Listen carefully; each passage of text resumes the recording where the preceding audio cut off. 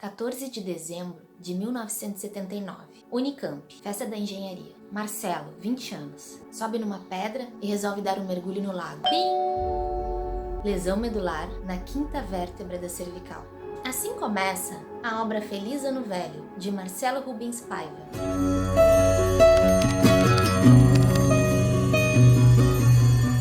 Mas antes, não se esqueçam de dar o like, se inscrever no canal e ativar o sininho. Era dezembro de 1979. O jovem Marcelo, estudante universitário, tinha organizado uma festa da engenharia agrícola, uma festa de final de ano. Diversão, bebidas, drogas. Ele toma uma atitude que vai lhe custar o resto da vida. Sobe no alto de uma pedra e, fazendo a pose do tio Patinhas, mergulha de cabeça num lago. O romance é autobiográfico, iniciando com o dia do acidente, passando pelo ano de recuperação, no hospital e em casa, e alternando com flashbacks da sua infância e da sua juventude. O narrador, portanto, é um narrador personagem, o autor Marcelo Rubens Paiva, que está contando um fato real da sua vida. A obra foi publicada em 1982 e permaneceu por 80 semanas na lista de livros mais vendidos. Ultrapassou 80 edições, foi traduzida para diversas línguas, inglês, espanhol e até japonês. E até hoje chama muita atenção, desperta curiosidade e tem um público muito fiel. O livro agradou de Ulisses Guimarães até Xuxa e Carla Perez, que disse ser o seu livro preferido da vida. O primeiro romance de Marcelo Rubens Paiva é um relato memorialístico que transmite muita sinceridade por meio de uma linguagem extremamente informal, recheada de gírias e palavrões. E também há um tom de conversa com o leitor. Isso faz com que fiquemos muito próximos do narrador. Marcelo combina a sua tragédia particular, marcada principalmente pela perda do seu pai e pelo acidente que o deixou paraplégico, com a tragédia social que o Brasil viveu durante o período militar. Seu pai, Rubens Paiva, foi deputado, inicialmente pelo partido PTB de João Goulart, foi perseguido na ditadura e foi levado da sua casa no Rio de Janeiro quando Marcelo ainda era criança. Em 1971, Marcelo narra que seu pai foi levado por homens armados e estes ficaram na sua casa durante um dia e no dia seguinte ainda levaram a sua mãe e a sua irmã de 15 anos presas. O narrador relembra que ficou sem entender nada. Sobre sua mãe, Marcelo conta que era uma mulher admirável. Minha mãe é uma dessas mulheres fortíssimas que transmitem uma segurança incrível. Você já imaginou uma mãe de 5 filhos ter a sua casa invadida por soldados armados e ter o seu marido levado preso sem nenhuma explicação? Já imaginou também essa mãe ser presa no dia seguinte com a sua filha de 15 anos sem nenhuma explicação? Ser torturada psicologicamente e depois ser solta, sem nenhuma explicação? Já imaginou também essa mãe depois pedir explicações aos militares e ouvir que nunca tinha sido presa e que o seu marido também nunca havia sido preso? Procurar por 2 anos sem saber se o seu marido estava vivo ou morto? E aos 40 anos ter que assumir a responsabilidade de criar e alimentar 5 filhos, sem saber ainda se era casada ou viúva? Difícil, não é? Sua história familiar, portanto, é marcada por muitas ausências. Primeiramente a morte de um tio Carlos, que tinha câncer no cérebro. Depois o seu pai, um avô, outro tio. Apesar disso, Marcelo teve uma juventude normal. Não é normal?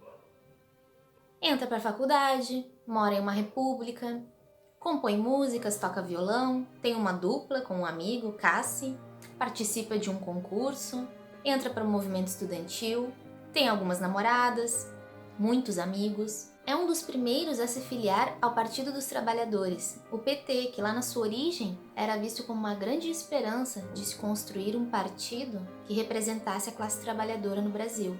Todas essas atividades são interrompidas por aquele grave acidente. Isso o deixa confuso, com sentimento de culpa, vivenciando um luto, desanimado, com vontade de morrer, por vezes ironizando a própria desgraça, por outras vezes com esperança de que vai se recuperar, com vontade de voltar no tempo, exatamente naquele dia, e não fazer o fatídico mergulho. Um momento importante narrado no livro, é o momento do Ano Novo de 1980, quando Marcelo se encontra sozinho na UTI, impossibilitado de comemorar e de estar com as pessoas que ama. Nessa hora, ao escutar os fogos de artifício, ele pensa: Feliz Ano Velho, adeus Ano Novo, foi o que eu prometi a mim mesmo. Se eu não conseguir me recuperar, eu prefiro morrer. E assim, ele justifica o título do livro para nós leitores.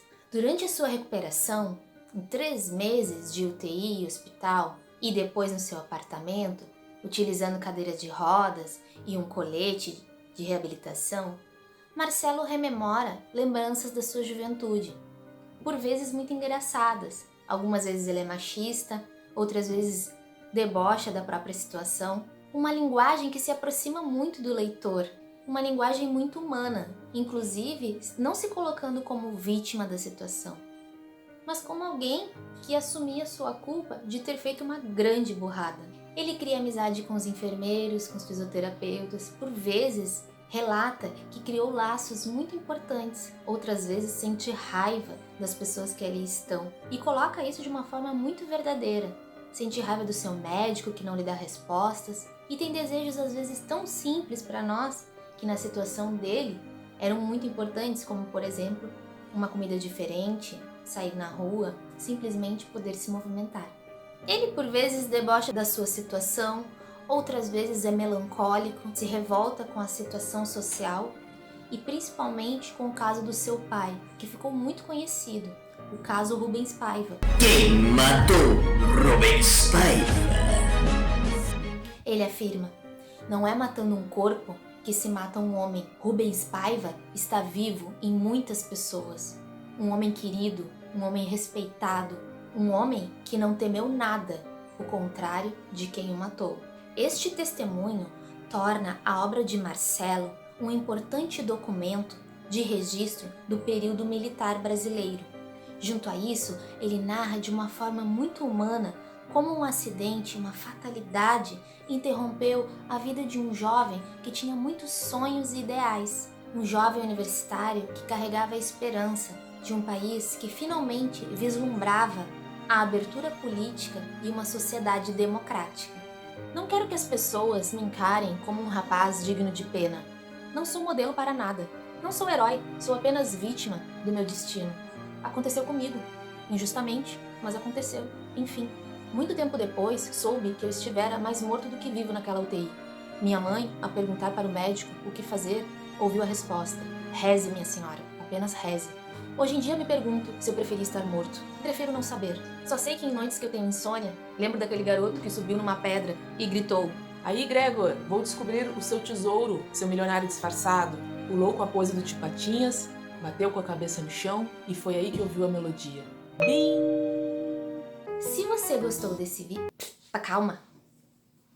Se você gostou desse vídeo, não deixe de ler a obra na íntegra e continue acompanhando a Hora da Literatura.